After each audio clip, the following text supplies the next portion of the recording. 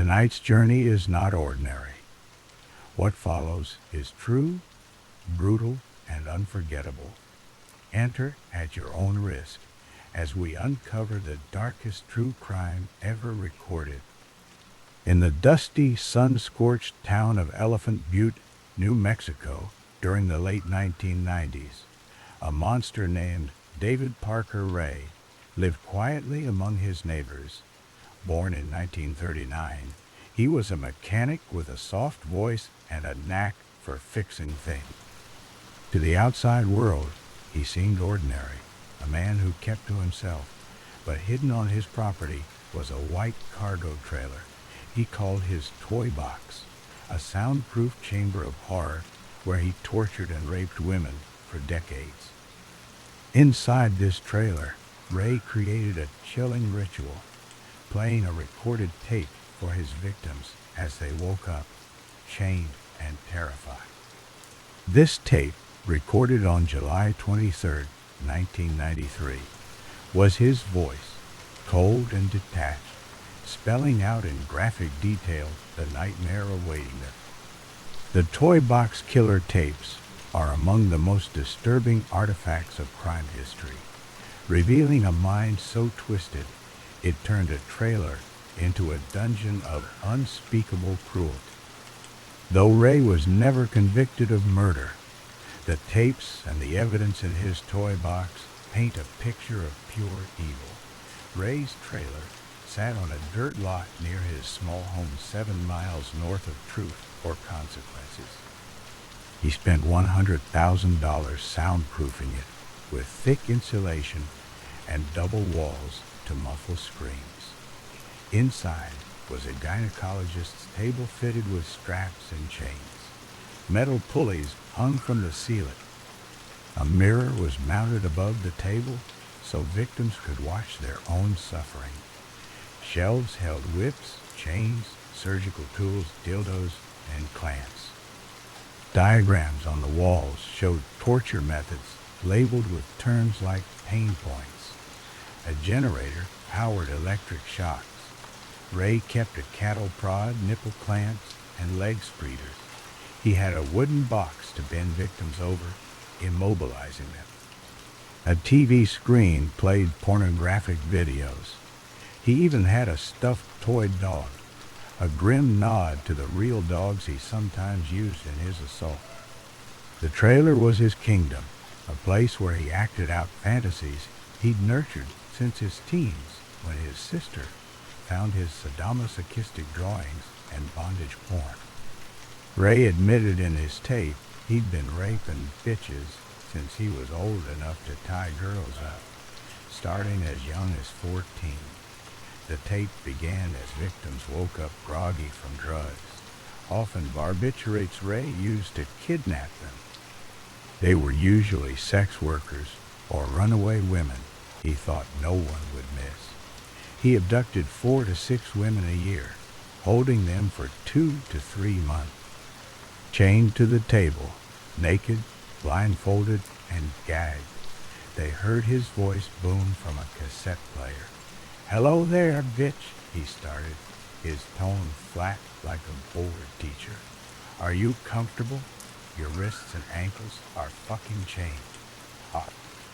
You're gagged and blindfolded, ready to show. We will investigate you profusely and thoroughly. Your jaw will ache. Your throat will be sore.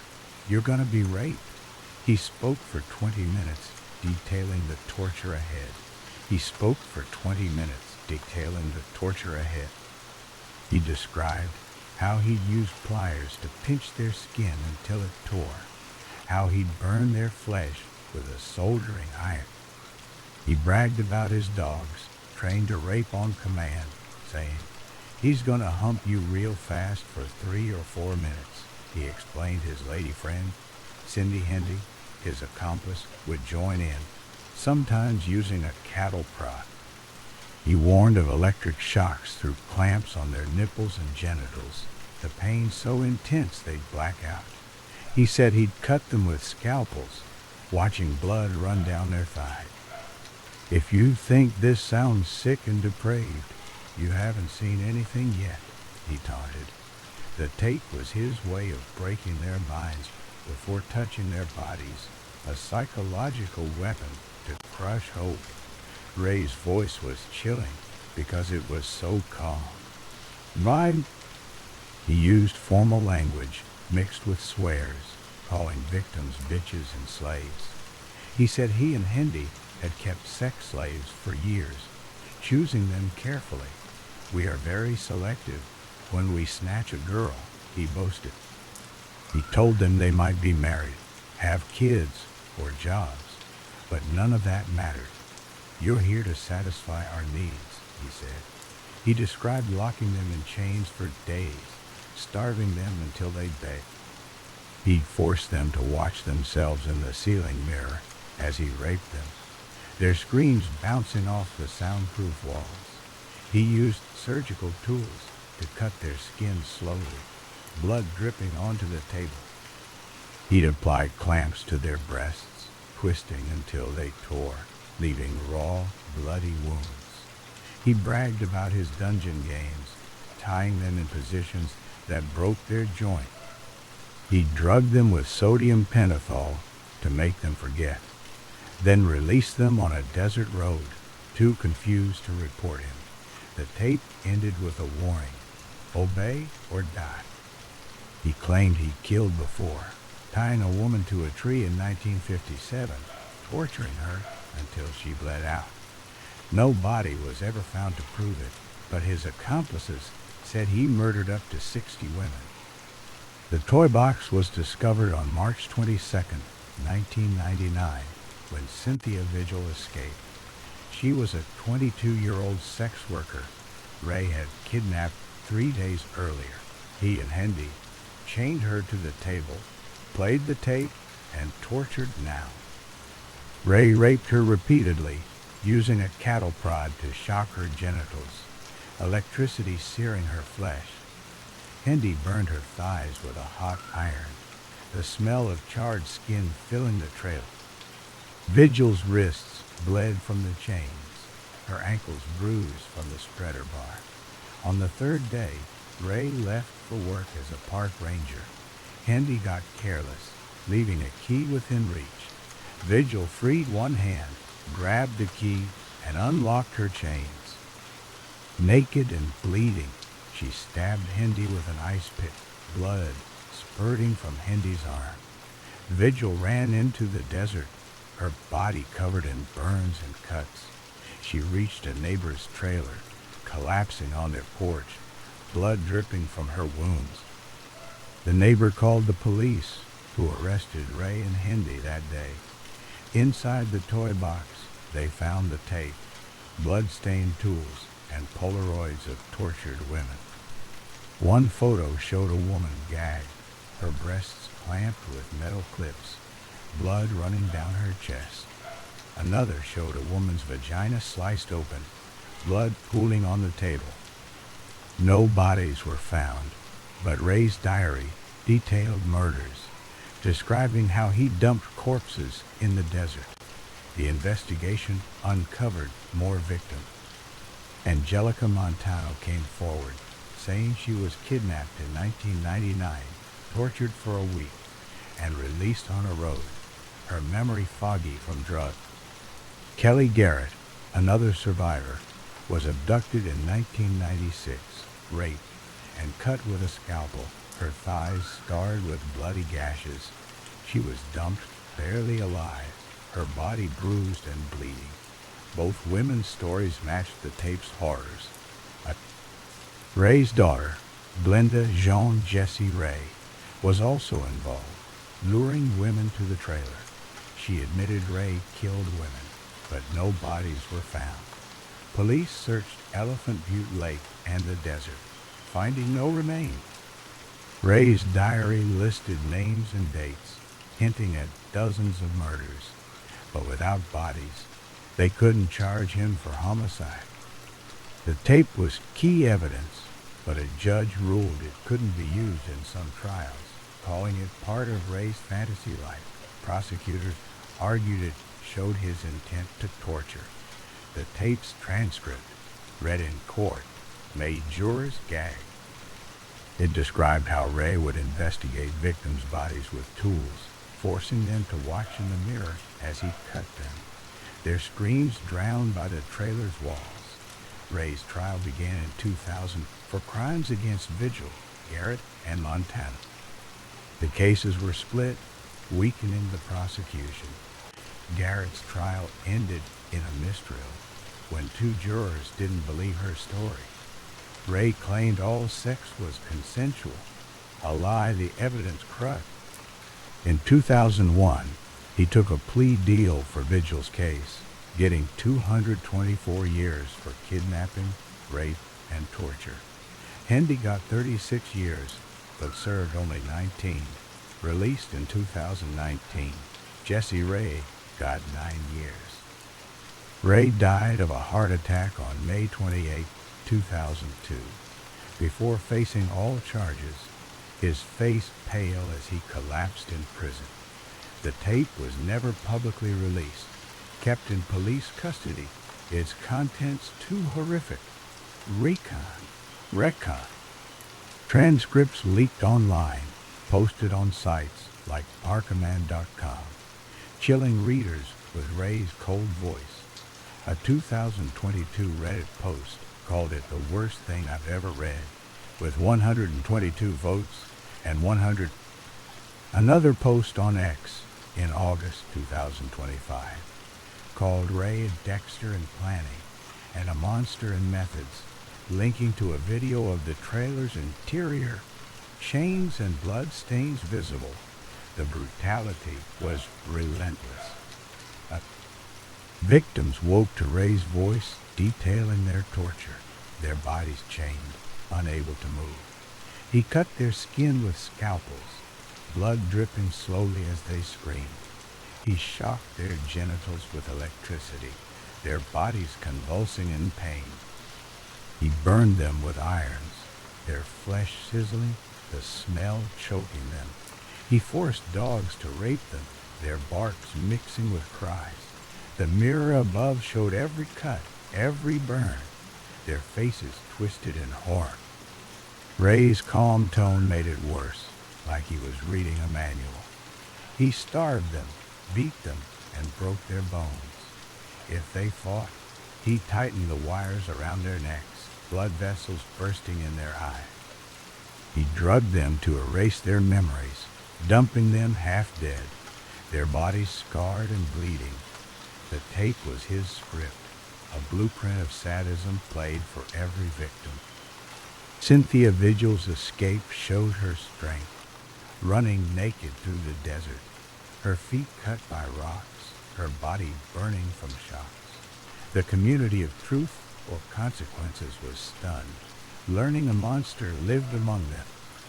Police, like FBI agent Mary Ellen O'Toole, who profiled Ray, carried trauma from the case.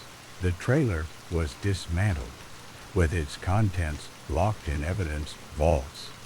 No graves were found, but the tapes and photos proved Ray's cruelty. Why not he had any grave?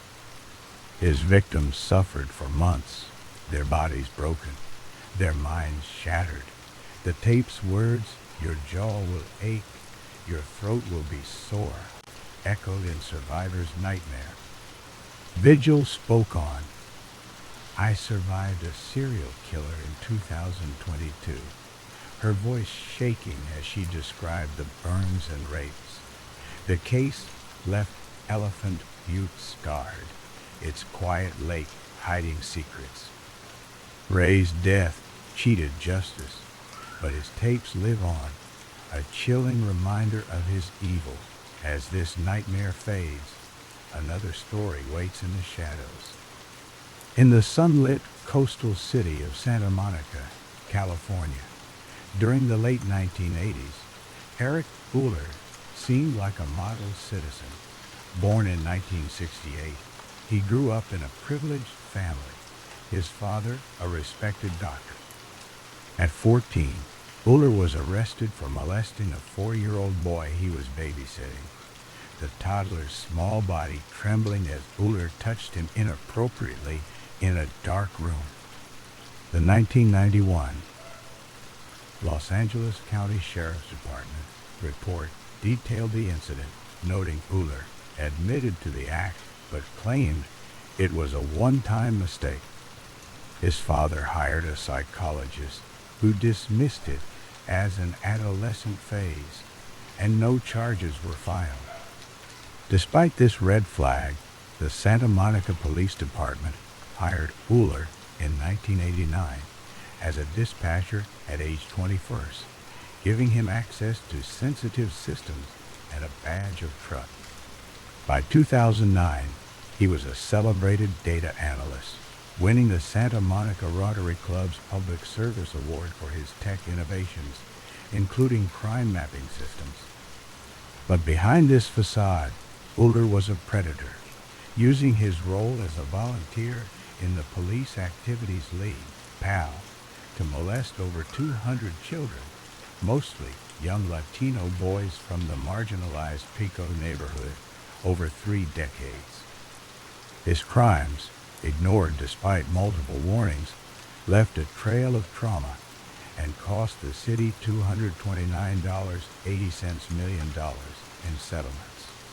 The PAL program, meant to steer kids away from gangs and crime, was a lifeline for Pico's underprivileged youth.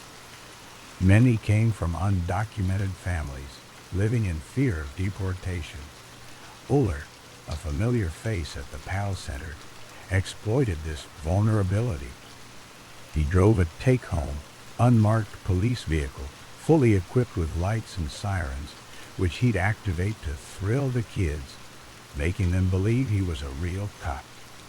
"I couldn't say nothing because my family would go to jail," said John Amdo, a survivor who was 12 when Uller began abusing him in 1993.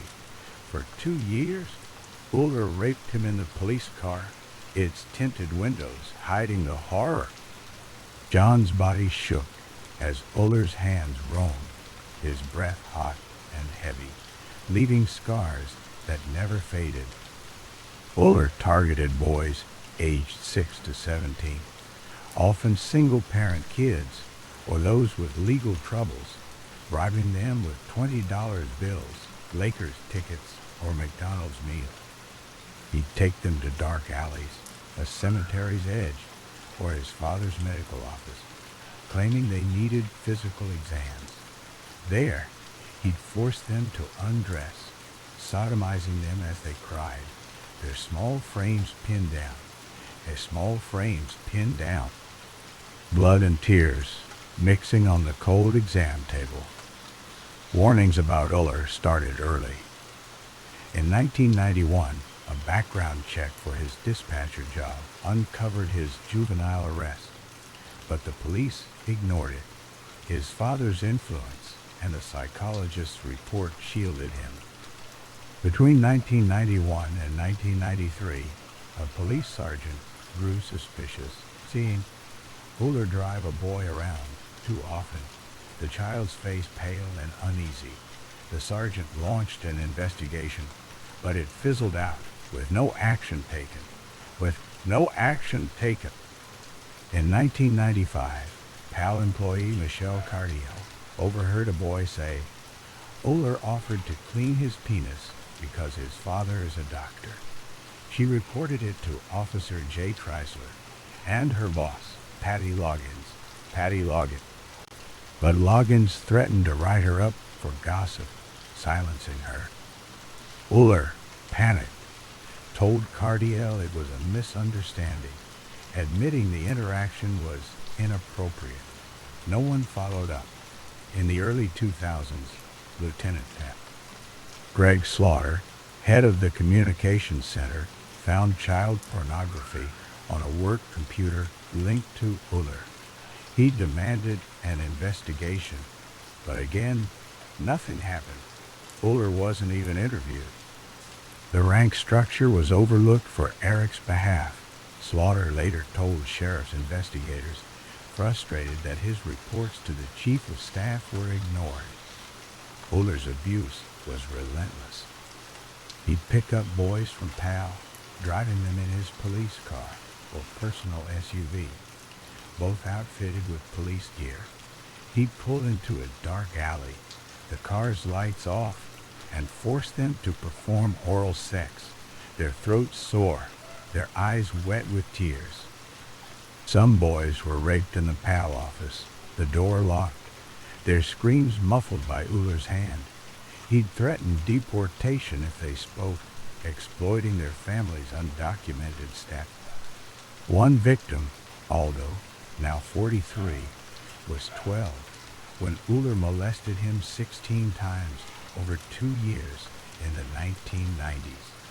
Aldo recalled Uhler's badge glinting as he assaulted him in the car, the sirens wailed, covering his crotch. Another boy, John Doe 6, was 13 when Uhler took him to his father's office in 1994, claiming a sports physical. Uhler sodomized him for 4 years, the exam table slick with sweat and blood. Uhler's control over police data systems gave him power, letting him track investigations and dodge suspicion. Attorney Brian Claypool, who represented 82 victims, said he knew everything going on in that department. People were afraid of him. The Pico neighborhood, home to Santa Monica's Black and Latino communities, bore the brunt of Uhler's terror. City Councilman Oscar de la Torre, who grew up there, called it generational trauma. In this liberal city, this is a black and brown part of the city, and no one was watching out for our kids, he said.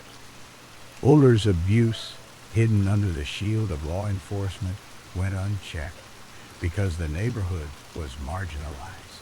Parents fearing immigration consequences, stayed silent. Kids thought Uhler was untouchable, his police car a symbol of authority. He'd give them sneakers or video games, grooming them before the assault. Some boys, now men in their 30s and 40s, said they felt shame, believing they were complicit for accepting gifts. Others, like John Amdo, kept silent to protect their families. The trauma drove some to jail, others to suicide, their lives derailed by Uhler's hands. The truth emerged in June 2018 when an anonymous tip led to Uhler's arrest on October 18th. The Los Angeles County Sheriff's Department charged him with 5 counts of sexual crimes, including lewd acts and continuous sexual abuse dating back to the 1980s. 6 more victims came forward, then dozens, until over 200 reported abuse. Uhler, 50, was placed on leave, his face ashen as he was booked. On November 15, 2018, hours before his first court appearance, he shot himself in his Marina del Rey apartment, blood pooling on the floor, his body slumped against the wall. His suicide halted the criminal case, but the city faced a reckoning. Lawsuits flooded in, with 229 victims seeking justice. By April 2023, Santa Monica settled for $229.80 million, the largest single perpetrator payout in California history. The first settlement in 2020 was $42.60 million for 23 victims, followed by $107 for nearly 100 and $122.50 million for 124 more. The city borrowed from its general funds, housing trust, and water fund, even selling properties to cover the cost. The settlements couldn't erase the pain. Victims, now adults, described lifelong scars, nightmares, addiction, broken trust. One said he'd wake up screaming, feeling Uhler's hands on him decades later. Another, raped in the PAL office, saw the room's blue walls in every nightmare. Attorney David Ring, who handled early settlements, said, "The police had so many opportunities to stop Uller's reign of terror, and they failed on an epic scale. Despite warnings, a 1991 background check, a sergeant's 1993 investigation,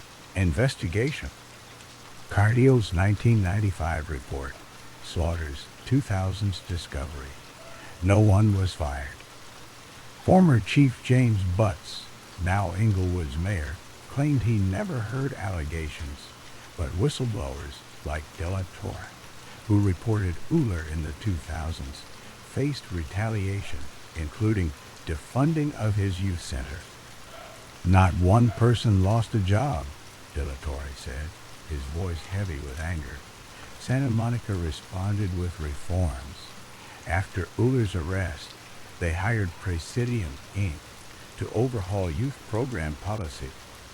They mandated annual fingerprint checks, expanded child abuse, mandated reporter training, and created a child protection committee with a dedicated officer. Mayor Glenn Davis called it a sad chapter, vowing to prevent future abuse.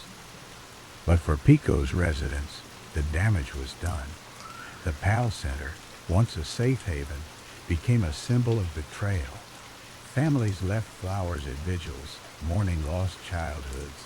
Survivors like Aldo and John M. Doe spoke out, hoping to heal. The $229.80 million payout, finalized by June 2023, was a step. But as Claypool said, some victims we'll never know about because they took it to their graves. Uller's crimes, enabled by a system that ignored red flags, left a community shattered. As this horror fades, another story waits in the shadows. On December 26, 1996, in the wealthy Boulder, Colorado neighborhood of Chautauqua, 6-year-old JonBenet Ramsey slept in her second-floor bedroom.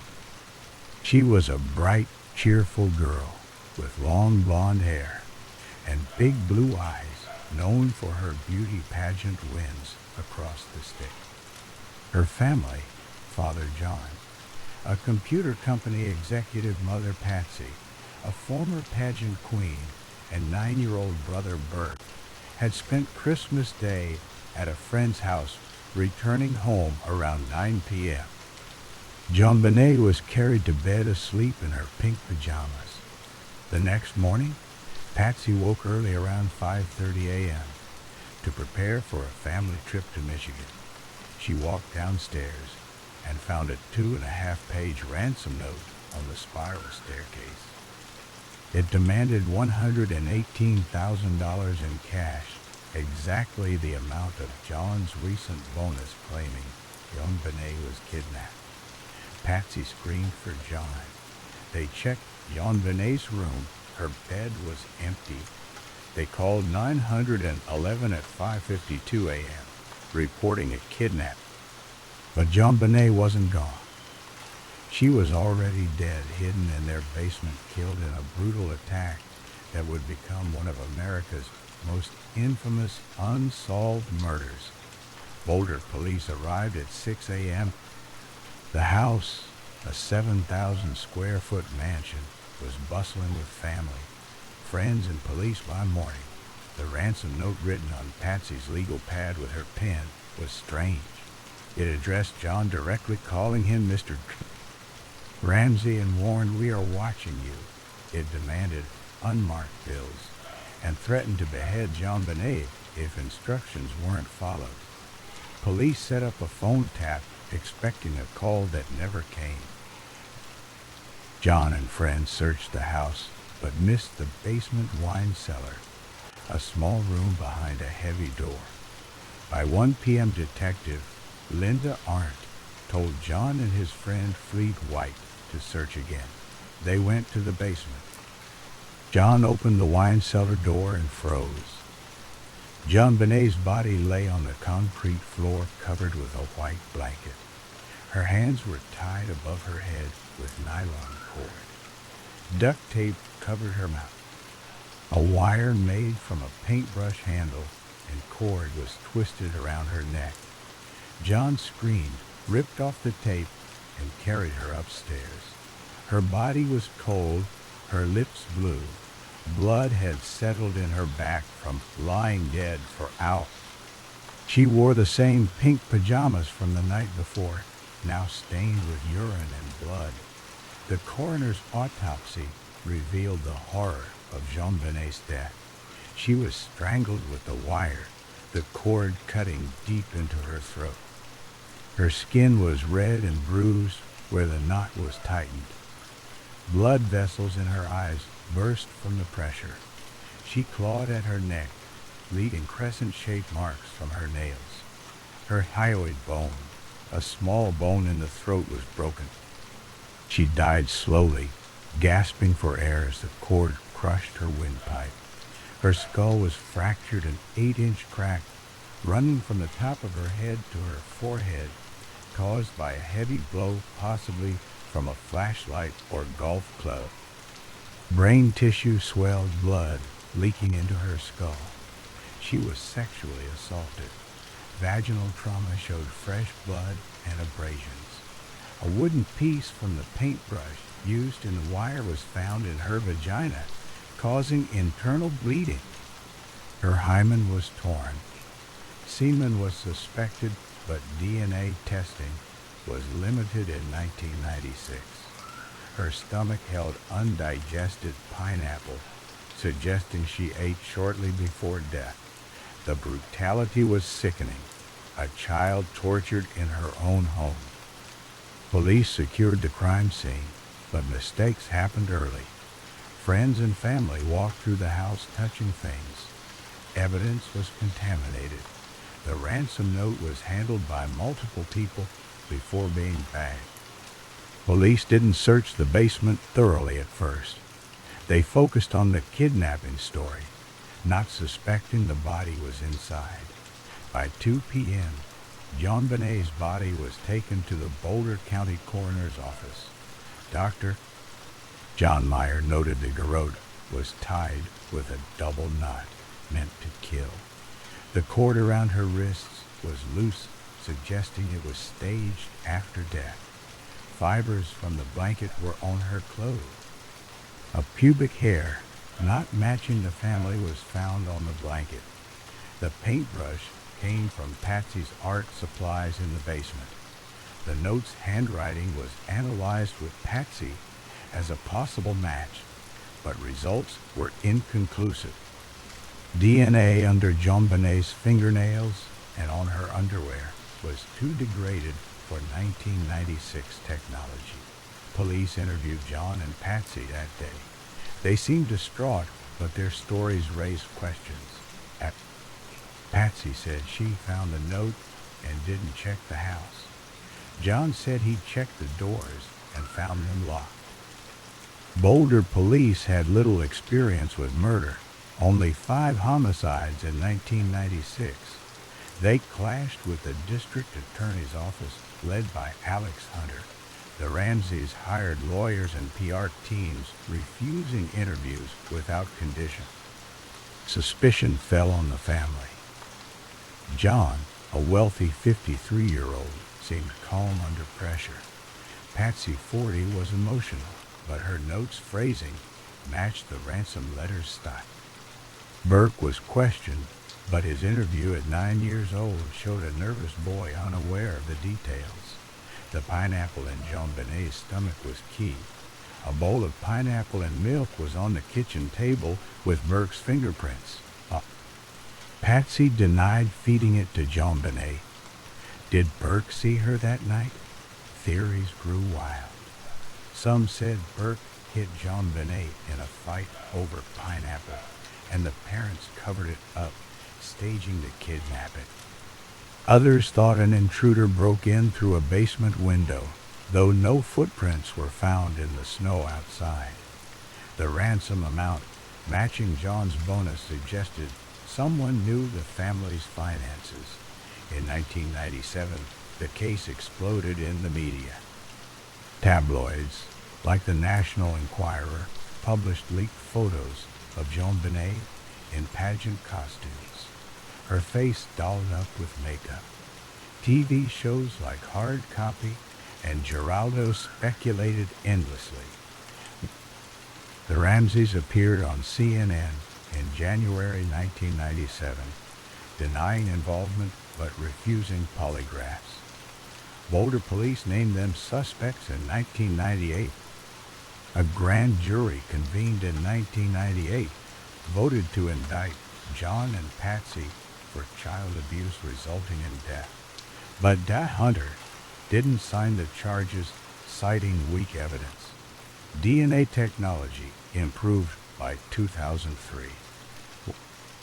A male's DNA not matching the family was found in JonBenet's underwear and leggings tested in 2008. It suggested an intruder, but it wasn't conclusive. In 2006, a false confession came from John Mark Carr, a school teacher arrested in Thailand. He knew details from news reports, but his DNA didn't match, and he was cleared.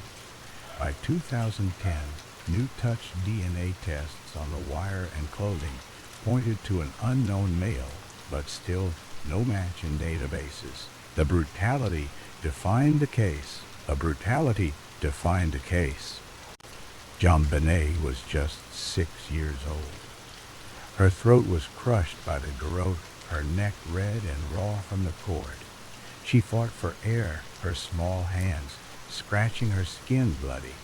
The skull fracture was so severe, her brain bled inside her head. The sexual assault left her vagina torn blood seeping into her underwear. Whoever did it wanted her to suffer.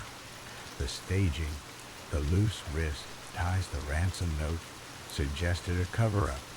Was it a panicked parent or a sadistic intruder? The note's length, unusual for kidnappings, hinted at someone with time to write inside the house. The family's wealth and JonBenet's pageant fame made them targets for speculation. Some said Patsy's pageant obsession pushed her to snap. Others pointed to John's business enemies. Burke's role was debated, though he was only 9 and never charged. The case tore Boulder apart. Police were mocked for botching the scene. The Ramseys moved to Atlanta in 1997, facing harassment. Patsy died of ovarian cancer in 2006 at 49, never seeing justice. John remarried and lived quietly. Burke, now in his 30s, avoids the spotlight. In 2016, CBS's The Case of JonBenet Ramsey claimed Burke did it, but he won a $750 million defamation lawsuit against them in 2019. The Boulder Police Department still investigates with 30,000 pages of reports and 1,500 pieces of evidence. As of 2025, advanced DNA testing continues with genealogical databases, but no arrests have been made. JonBenet's face remains frozen in time, her pageant photos haunting. The community holds vigils, leaving flowers at her old home. Her bedroom, now empty, still feels heavy with her loss. The killer, whether a family member or a ghost in the night, walks free. As this tragedy fades, another waits in the shadow. On January 27, 2020, in a quiet Colorado Springs neighborhood called Lawson Ranch, 11-year-old Gannon Stow played video games in his bedroom on Mandan Drive. He was a small boy, just 4 feet 8 inches tall and 90 pounds, with bright blue eyes and a shy smile. Gannon loved Sonic the Hedgehog and dreamed of being a YouTube star. He lived with his dad, Al Stock, a National Guard member, his stepmom, Letitia Stock, and his 8-year-old sister, Lina. That Monday, Gannon stayed home from school, feeling sick.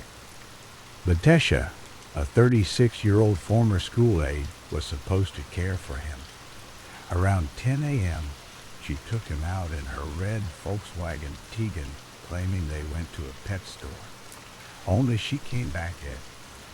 Gannon was already dead, killed in his own bedroom by the woman meant to protect him. The brutality of what she did to him would horrify everyone who heard it. Letitia attacked Gannon in his room with a savagery that left blood everywhere. She stabbed him 18 times with a kitchen knife, slashing his chest, stomach, and arms. Blood gushed out, soaking his Sonic t-shirt and blue jacket. Each cut was deep, tearing through skin and muscle. Some wounds went to the bone. Gannon tried to fight back, his small hands grabbing at the blade, leaving cuts on his fingers. His screams echoed in the small room, but no one heard. Letitia wasn't done. She grabbed a heavy object, maybe a baseball bat, and smashed his head. His skull cracked under the blows, blood and brain matter leaking out. His face swelled, his eyes bruised shut. Then she took a gun and shot him in the head. The bullet ripped through his skull, lodging in his pillow. A second bullet was later found in the bedding. Gannon's body shook, then went still. Blood pooled under him, soaking the carpet all the way to the padding. His room looked like a slaughterhouse, walls splattered, red floor, drenched. Letitia didn't call for help. She dragged Gannon's 90-pound body to a suitcase, forcing his limp arms and legs inside. Blood leaked through the zipper, staining the fabric. She carried the suitcase to her Tiguan's trunk and drove to a snowy field near Palmer Lake, 20 miles north. She dumped the suitcase under the bushes, thinking the snow would hide it. Blood left a trail in the white powder. She went home, acting like nothing happened. That evening at 6:55 p.m., she called the El Paso County Sheriff's Office, saying Gannon ran away to a friend's house. She lied smoothly, telling police he was upset, and left between 3:15 and 4 p.m. But a neighbor's security camera told the truth. It showed her leaving with Gannon at 10:13 a.m. and returning alone at 2:19 p.m. the next day, January 28th. She picked up Al from the airport after his National Guard trip. She washed the Tiguan to hide blood, but missed spots in the carpet. On January 29th, she rented a Kia Rio from Avis and drove 1,500 miles to Pace, Florida. She moved Gannon's body to a bridge near Highway 90, hiding the suitcase in a ditch. She thought no one would find it. The search for Gannon started fast. His dad, Al, and biological mom, Landon, begged for his return on TV. Al's voice broke, saying, "Please." Volunteers searched fields and forests. Drones flew over Colorado Springs. Divers checked icy ponds. The community tied blue ribbons to trees and left sonic toys at vigils. The FBI and National Center for Missing and Exploited Children helped. Gannon's face was on every news channel. Letitia kept lying. She told police Gannon fell off his bike, then said a man named Eduardo raped her and took him. And she searched online for "I don't like my stepson" and how to pass a lie detector test. She called fakepolygraph.com, but was turned away. On January 31, she spoke to KKD, acting worried, but her eyes were cold. Neighbors noticed she didn't join searches. Al grew suspicious and let the FBI listen to their calls. Letitia slipped mentioning things only the killer knew, like blood in the bedroom. Investigators found the truth in Gannon's room. Blood was everywhere, on walls, carpet, and padding. A blood-stained piece of particle board was found near Highway 105 in Larkspur. matching the bed frame. On March 17th, road workers in Pace, Florida, found the suitcase under the bridge. Gannon's body was inside, decomposed, but identifiable. His clothes were torn, his bones marked by stab wounds and a bullet hole.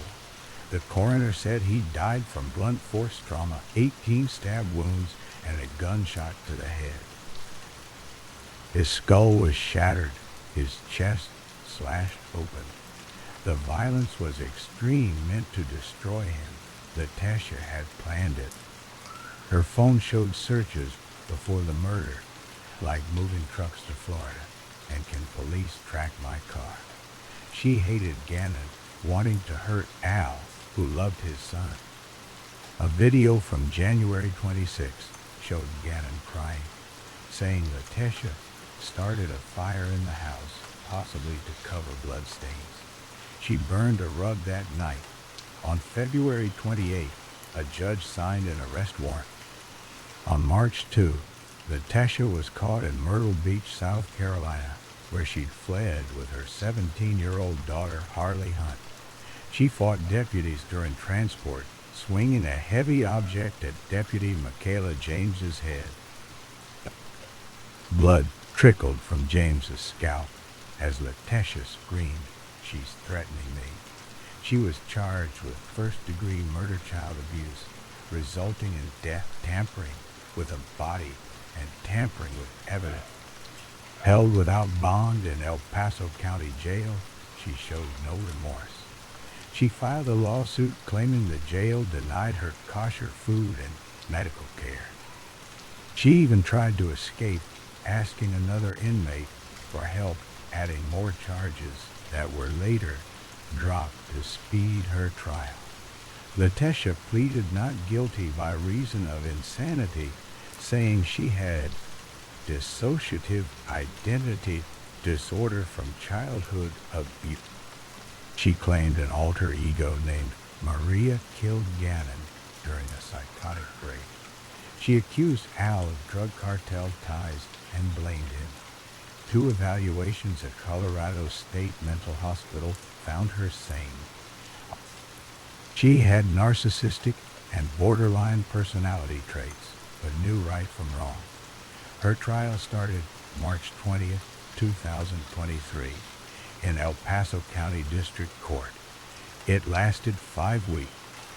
Prosecutors showed blood evidence on a particle board and GPS data tracking her to Florida. They displayed Gannon's torn t-shirt and blood-soaked pillow with bullet holes. Al testified, sobbing, "I left you with a murderer." Landon wept for her son. Harley said Latesha forced her to lie about Gannon's disappearance. A neighbor described Latesha's coldness. District Attorney Michael Allen said she planned it, hating Gannon's bond with Al. Her lies and searches proved intent. The defense called Dr. Dorothy Lewis, who said Latesha's trauma caused a breakdown. Lewis didn't know Colorado's sanity laws, weakening her case. On May 8, 2023, after 8 hours, the jury found Latesha guilty of 2 counts of first-degree murder, tampering with a body and tampering with evidence. Judge Gregory Werner called it the most horrific case he'd seen, sentencing her to life without parole, plus 12 years and 18 months. Landon, said Gannon, lived a heroic life in 11 years. Al said the sentence couldn't bring his son back. Latesha showed no emotion. In August 2023, she was moved to a Kansas prison for safety, like Chris Watts before her.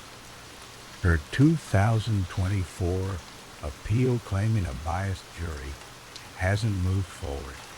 The brutality was unthinkable. Gannon's small body took 18 stabs. His chest ripped open, blood everywhere. His skull was smashed and his brain was damaged. The gunshot ended his pain, but not the horror. Latesha's coldness, moving his body twice, lying to police, faking tears, showed pure evil. Colorado Springs mourned with blue ribbons and vigils. Landon started Justice for Gannon to help missing kids. Landon started Justice for Gannon to help. Detectives carried trauma seeing Gannon's bloody room.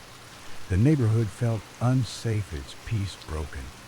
Gannon's Sonic games and YouTube dreams died with him, his body thrown away like garbage.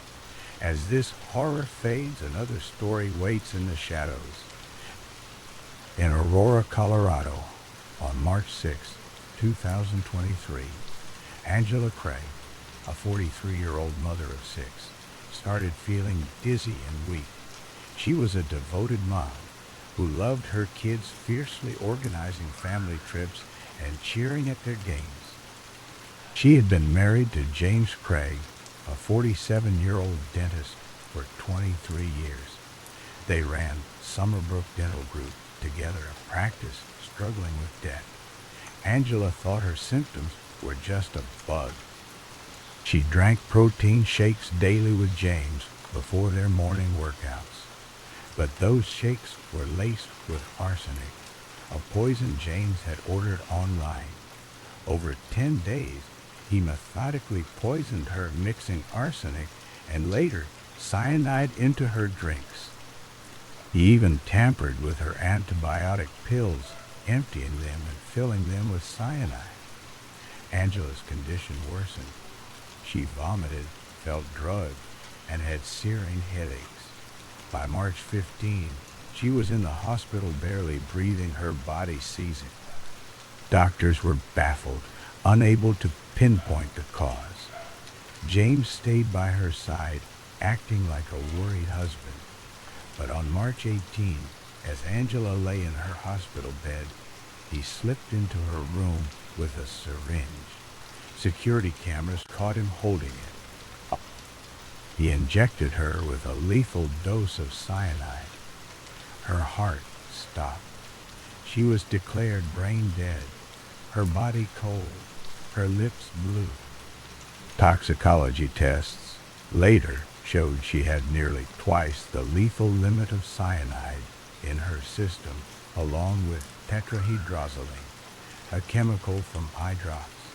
Angela suffered a slow, painful death, betrayed by the man she trusted most.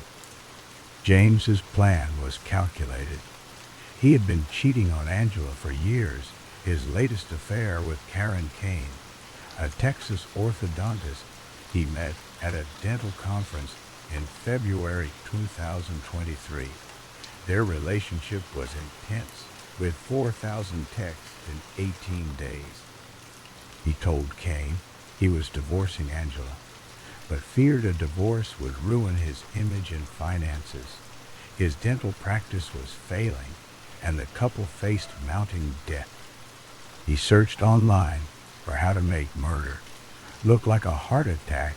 Is arsenic detectable in autopsy, and top 5 undetectable poisons using his office computer. He ordered arsenic and potassium cyanide delivered to his practice, a package his staff found odd. Caitlin Romero, the office manager, saw a foil packet of cyanide on March 13 when Angela was already sick. James told colleagues Angela might not make it acting calm.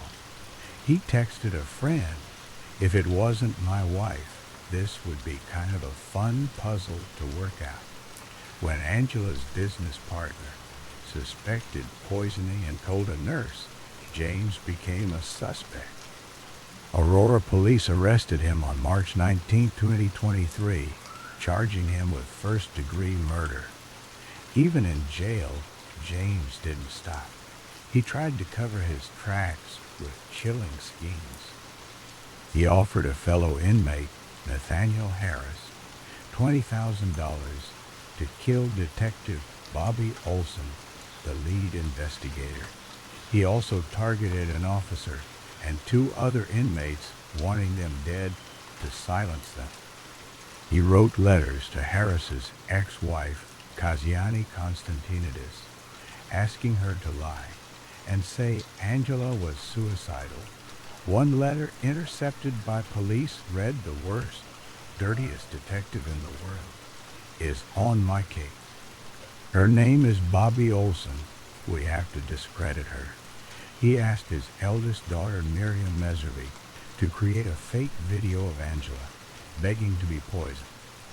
He wrote a 4-page iPhone note before his phone was seized, claiming Angela asked him to finish the job in the hospital. The note detailed how he filled capsules with 200 mg of cyanide and used a syringe to inject her. He claimed he reserved 4 untainted capsules for her first 2 doses to keep up the act. But Angela's family and doctors said she was fighting to live desperately to return to her kids. Her journal from 2009 showed moments of sadness, but no suicidal thoughts. She loved her life, especially her children. The trial began on July 15, 2025, in Arapahoe County District Court. Prosecutors called 48 witnesses over 2 weeks, laying out a mountain of evidence. They showed James's search history texts with Kane and the cyanide delivery invoice. Hospital footage proved he was alone with Angela just before she died. Detective Olson testified about the iPhone note and letters. Il est signé Shakur. It's fine too. Angela's sister, Toni Kofod, spoke of her love for life, saying, "She loved her children, and unfortunately, she loved you." Miriam testified tearfully, saying, "I was supposed to trust my dad." Angela's brother, Ricky Prey, choked up recalling her warmth. The prosecution said James killed Angela to escape his marriage without losing money or his reputation. His affairs and financial troubles were the motive. Deputy District Attorney Osama Maghrebi called it a path of destruction as wide as a tornado. The defense, led by Ashley Witham, didn't call witnesses. They admitted James cheated but claimed Angela was depressed and suicidal. They said the investigation was flawed, focusing only on James. Witham called him a broken man in a complicated but loving marriage. But the evidence was overwhelming. Angela's symptoms, dizziness, vomiting, seizures, matched cyanide poison. Her body fought for 10 days as the poison built up her organs, failing her breath short. On July 30th, 2025, after 8 hours of deliberation, the jury found James guilty of first-degree murder solicitation to commit murder, 2 counts of solicitation to commit tampering with evidence, and 2 counts of solicitation to commit perjury. He was not guilty of manslaughter, a lesser charge. Judge Shea Whitaker sentenced him to life without parole, plus 33 years for the additional charges. At sentencing, Angela's family spoke. Her son set a nightly 10 p.m. alarm, labeled Mom to Mourner. Toni said, "You took away our chance to grow old together," Miriam said. "Life will never be the same." James sat silently, head down, as deputies led him away. The courtroom was heavy with grief. Angela's family was elated but broken. "She made every moment unforgettable," Ricky said. The community felt the loss. Angela was known for her kindness, baking for neighbors and coaching her kids' teams. Her death left 6 children motherless, their lives shattered. The brutality of Angela's murder was in its cold precision. James didn't just kill her, he tortured her slowly over 10 days. The arsenic burned her insides, causing nausea and pain. The cyanide stole her breath, her body convulsing as her brain shut down. Her final moments were agony alone in a hospital bed, her husband's syringe ending her fight. He watched her suffer playing the doting husband while plotting her death. He used her trust, poisoning the shakes she drank daily.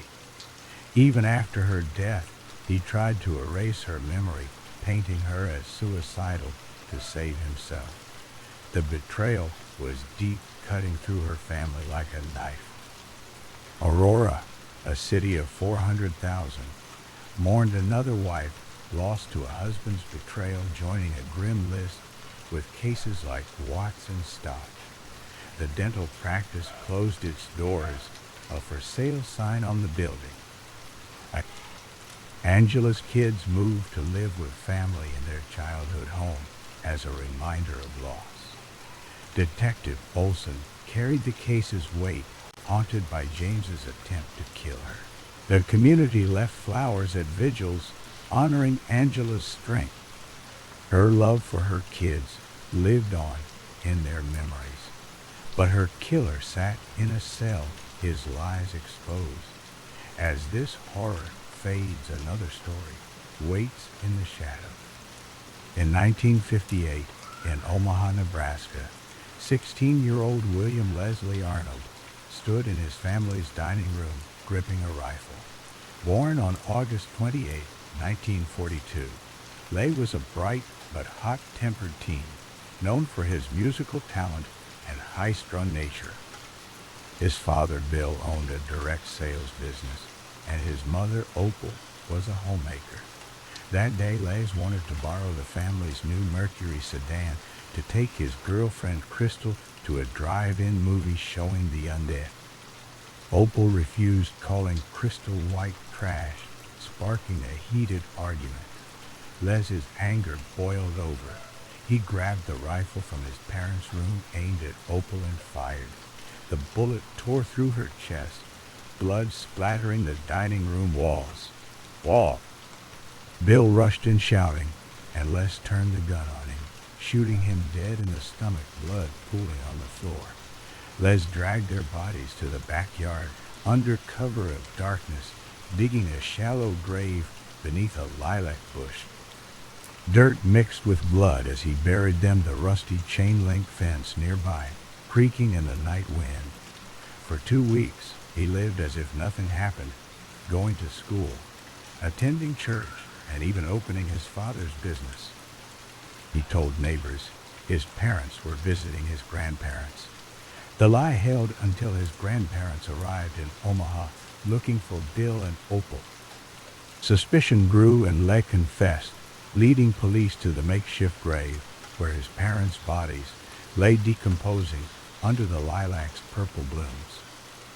In 1959, Lay's now 17 faced justice.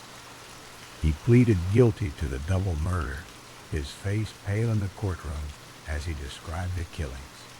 The judge sentenced him to 2 life sentences in the Nebraska State Penitentiary, his future sealed behind bars. But Lay was no ordinary inmate. He was a model prisoner, charming and intelligent, playing the saxophone in the prison band, his notes echoing through the cell block. Guards liked him, noting his good behavior, and prison officials believed he might earn a pardon in a few years for his youthful crime. Les seemed remorseful, his blue eyes earnest when he spoke of reform, but inside he was plotting.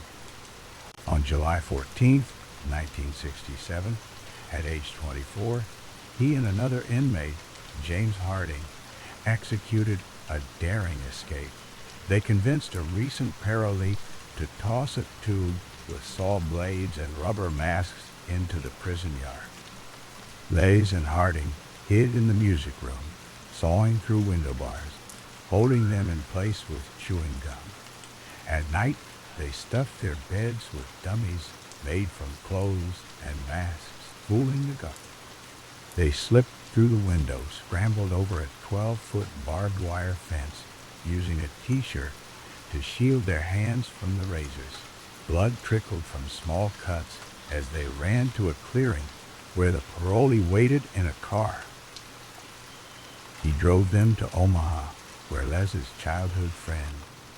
Child gave them clothes money and bus tickets to Chicago. By morning, they were halfway to Windy City, the prison still unaware of their absence. In Chicago, they vanished into the city's bustle. In Chicago, they vanished into the city's bustle. Just 134 days later, on November 25th, 1967, he married Jan Bovia, a 34-year-old waitress and divorced mother of four. They met at David's, a restaurant on the South Side known for its ice cream sundaes. Lay, now calling himself John Vincent Damon, worked there as a line cook, a skill he learned in prison. Jan was glamorous, with a blonde beehive hairdo and manicured nails. Their courtship was quick, no proposal or ring, just a civil ceremony. Les moved in with Jan and her daughters, Deb, Kelly, Sean, and Dawn, instantly becoming a stepfather. The family gave him a cover, blending him into Chicago's working-class life. He worked as a salesman, his charm winning clients. In 1969, they moved to Cincinnati, then to Miami in 1971, always staying a step ahead of the law. Les was careful, hiding his past. He avoided photos and kept his story simple, claiming he was an orphan from Chicago. He was an orphan from Chicago. His stepdaughters had mixed feelings about him. Kelly called him supportive but distant, while Sean later said his secrecy felt off. Lay moved to Los Angeles, filed for divorce, and left his stepdaughters behind their last photo together, showing him holding his saxophone, a relic of his prison days. In Los Angeles, Lay reinvented himself again. Around 1978, he met his second wife, whose name remains private. They married and had 2 children, a son and a daughter born when Lay was in his late 40s. He was a doting father, sparing no expense for his kids' education and opportunities. His son later said, Les was almost overly supportive, pushing them to have the best experiences. But in the early 1990s, something spooked Les. Perhaps he feared new policing methods like early DNA testing. He had a distinctive mole removed from his face, cut ties with his stepdaughters, and moved his family to New Zealand in 1992. 5 years later, in 1997, they settled in Tamborine Mountain, Australia, a quiet town in Queensland. They lived as John Damon, a successful salesman, his American accent fading into an Australian lilt. He was a family man, attending school events and barbecues, his neighbors unaware of the blood on his hand. His new life was idyllic, his children thriving, his wife devoted. But Les always looked over his shoulder, checking shadows for the law that never came. On August 6, 2010, at age 67, he died at home from complications of blood clots, his body pale and still on his bed. His grave marker read John Vincent Damon, hiding his true name even in death. The mystery of Les Arnold stayed cold for decades. The FBI chased leads into the 1990s, but found nothing. The case passed to the Nebraska Department of Corrections, then to the U.S. Marshals in 2020. Deputy Marshal Matthew Westover took it on, becoming obsessed. He read The Mystery of Leslie Arnold, a 2017 Omaha World Herald article by Henry Cords that painted Les as a tragic figure, a good student who snapped under a bad home life. Westover drove 5 hours to Missouri to get a DNA sample from Les's younger brother James. He uploaded it to an ancestry site in 2020, waiting for a match. For 2 years, nothing. Then In August 2022, a man in Chicago searching for his biological father got a DNA hit. He contacted Westover unaware he was Les's son. Westover broke the news gently, saying, "Your father was an orphan because he killed his parents." The son was stunned, his voice shaking as he learned John Damon was William Leslie Arnold, a murderer who escaped prison. The son told CNN, "There's no warning label on the DNA test kit telling you that you might not like what you find." He didn't regret the truth, though calling Les a great father despite his past. Les's life was a paradox. At 16, he shot his parents, their blood soaking the dining room floor, their bodies rotting under the lilac bush. Yet he became a loving father, his children adoring him. His escape was brilliant sawing bars with gum and masks outsmarting guards. He lived 43 years on the run, crossing continents, building families never caught. But the cost was heavy. He carried his secret, always alert, never fully at ease. His son said Les's legacy was more than his crime, a father who gave everything to his kids. Omaha mourned the Arnolds, their gravesite now, just a lilac bush near a rusty fence.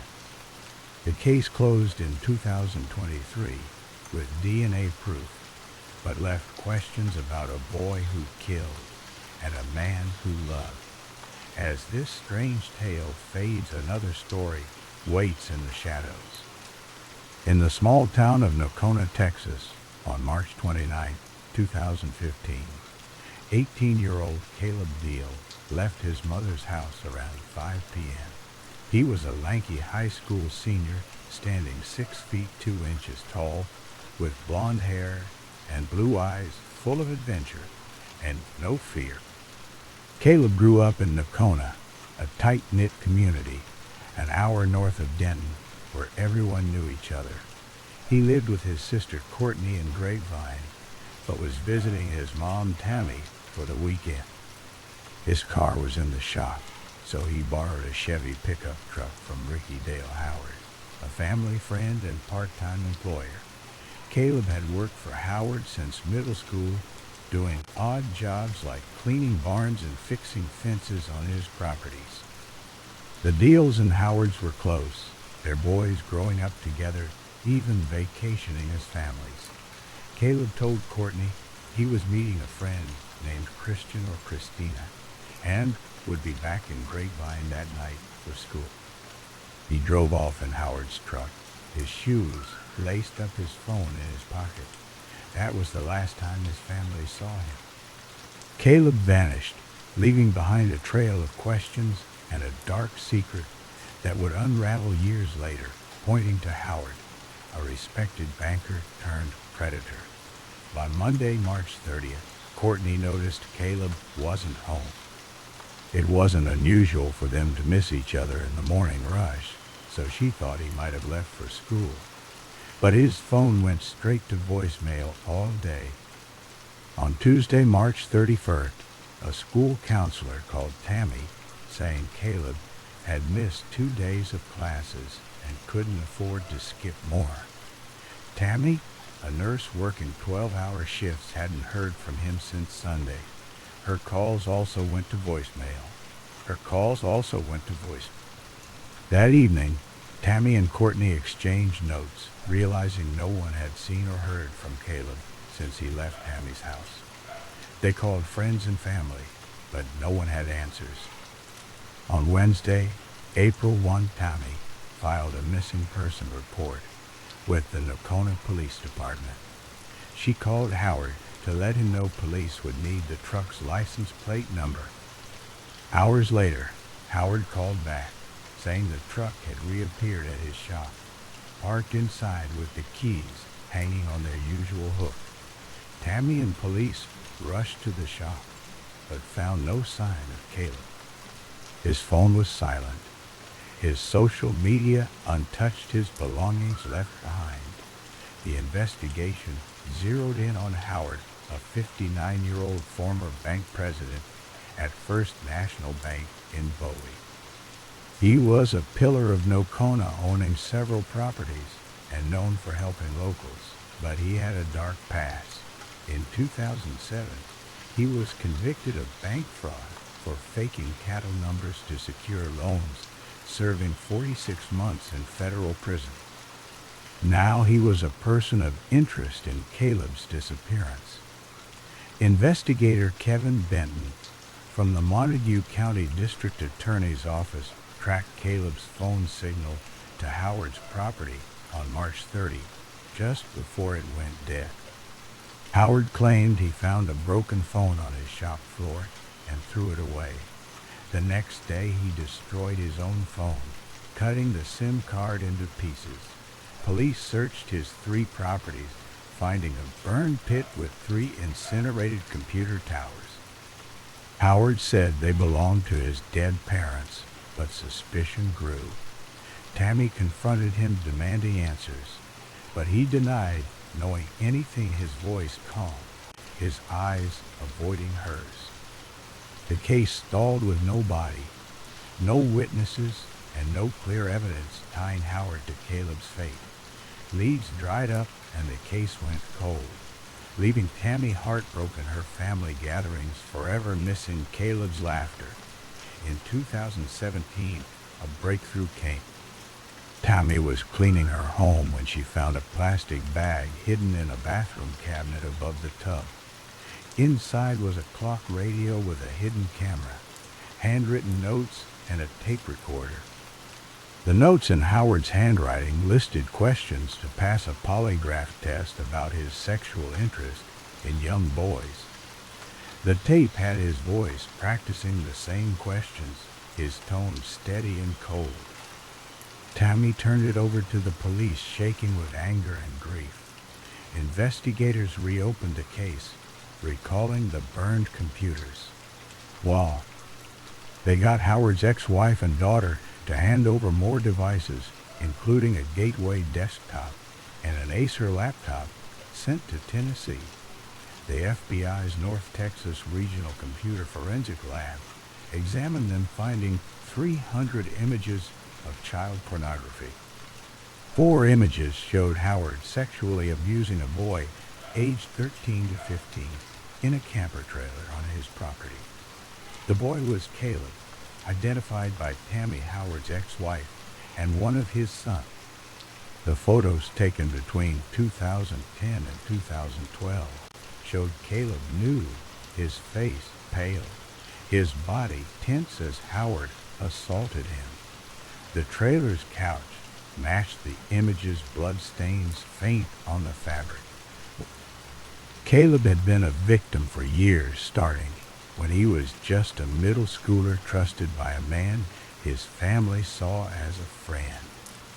Howard's past unraveled further. In 2001, during his bank fraud investigation, 5 young men told the FBI he had sexually assaulted them as teens, using his position as a loan officer to access their families. One victim said the abuse started at 13, lasting 4 years with 500 assaults. The statute of limitations blocked charges then, but the pattern was clear. Howard preyed on boys, offering jobs or loans to silence them.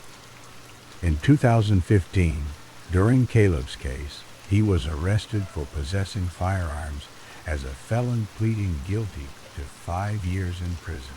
By 2018, new charges hit: 3 counts of indecency with Caleb and 12 counts of child pornography with unknown victims. In February 2021, federal charges added sexual exploitation of a minor tied to Caleb's images. His trial in July 2021 ended in a mistrial when a juror fell downstairs. Hours later on, July 20, Howard pleaded guilty to 1 count of sexual exploitation admitting he enticed Caleb into sexual acts to create the images. Other charges, state and federal, were dropped in a plea deal. On October 27, 2021, Judge Reed O'Connor sentenced him to 30 years, the maximum, with lifelong supervised release. Tammy testified at the sentencing, her voice breaking. "My family is broken. My family is broken. We will never have a gathering without a sense of wrongness, a huge part missing." She thanked investigators for stopping Howard, but begged for answers about Caleb's fate. The case remains open. No dead body has been found, no murder charges filed. Howard's actions raised red flags. The truck's mysterious return, the destroyed phone, the burned computers. He failed a polygraph test early on, his lies piling up. District Attorney Casey Paulemus vowed to keep searching, saying, "This is not the end." The Nocona community rallied around the deals, leaving blue ribbons for Caleb, a symbol of hope. Tammy created the Bring Caleb Dial home Facebook page, sharing his story. Caleb's adventurous spirit, his love for his family lingered in their memory. Howard's betrayal cut deep. A trusted friend who abused Caleb for years, his crimes hidden behind a banker's smile. The pain of not knowing where Caleb's body lies haunts Tammy, her nights sleepless, her heart heavy. As this mystery lingers, another story waits in the shadows. In the quiet town of Roanoke, Texas, on September 27, 2008, Susan Bailey, a 43-year-old single mother, went to bed in her modest home on Yorkshire Drive. Susan was a hard-working woman, juggling 2 jobs as a medical assistant and a waitress to support her 2 children, Jennifer, 17, and David, 13. She was strict but loving, wanting the best for her kid. Her daughter, Jennifer, a high school junior with dreams of art college, had been dating Paul Henson Jr., a 16-year-old classmate, for months. Susan didn't like Paul, a lanky teen with a troubled streak, and forbade Jennifer from seeing him, worried his influence was dragging her grades down. But Jennifer and Paul were obsessed, believing they were soulmates together in past lives. They spent nights texting, planning a future free from Susan's rule. With their friend, Marilee White, 14, and Jennifer's brother, David, they hatched a sinister plan to kill their parents, steal their cars and credit cards, and flee to Canada. Susan had no idea her daughter's rebellion would end in blood. On the night of September 26, 2008, Jennifer and Paul put their plan into motion. Susan was asleep upstairs, exhausted from her double shift. Around midnight, Jennifer let Paul into the house through the back door, her heart racing. Paul carried a large kitchen knife, its blade glinting in the dim light. They crept up the stairs, avoiding the creaky steps. David, only 13, stayed downstairs, nervous but part of the pact. Marilee waited nearby, ready to help them escape. At the top of the stairs, Paul stood over Susan's bed, where she lay under a thin blanket. Without a word, he plunged the knife into her chest, blood spurting onto the sheets. Susan woke, gasping, her eyes wide with terror.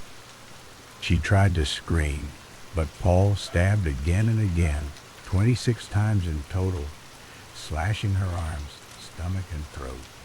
Blood sprayed the walls, soaking her nightgown. Her throat was slit, a deep gash that severed arteries, blood pooling on the floor. Susan's hands reached up, trying to block the blade, but her strength faded, her body collapsing in a lifeless heap. The teens didn't stop there. They wanted the scene to look like a robbery gone wrong. Jennifer grabbed a bowl of chocolate pudding from the kitchen, lacing it with rat poison, and left it in the fridge as a false clue. Paul cut his hair, leaving clumps on the floor to confuse investigators. They submerged 3 cell phones and the bloodied knife in a bathtub full of water, hoping to erase evidence.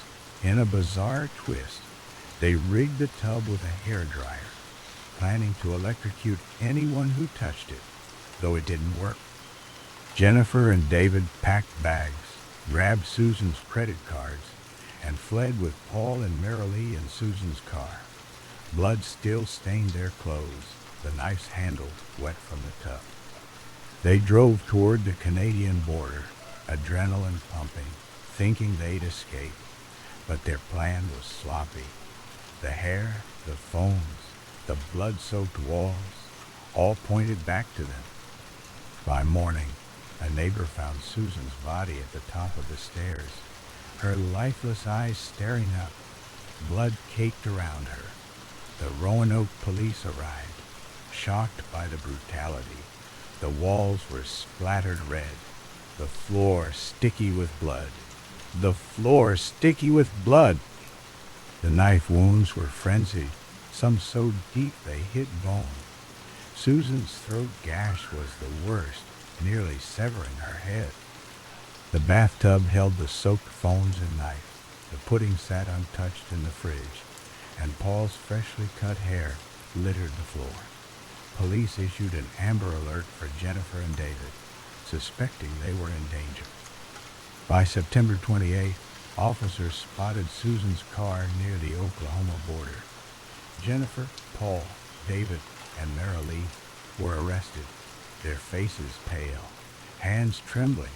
Jennifer cried, saying she just wanted freedom. Paul stayed silent, his eyes cold. David, only 13, seemed scared, following his sister's lead.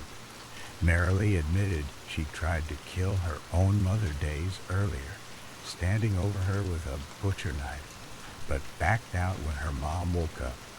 The investigation uncovered a chilling plot. Jennifer and Paul's relationship was toxic, fueled by obsession.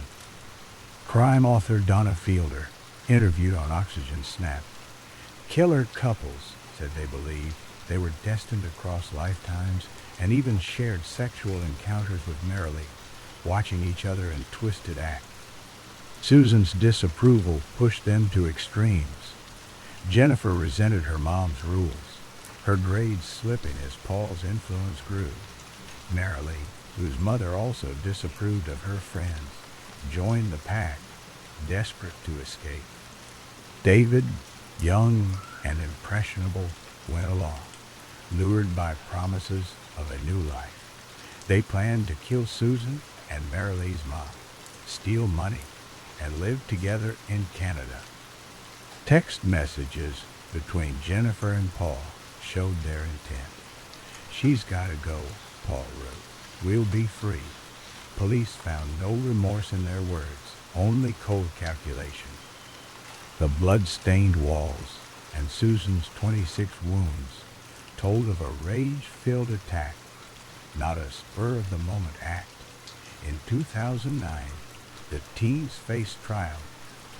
Jennifer, charged as an adult, pleaded guilty to murder, her voice flat as she admitted her role.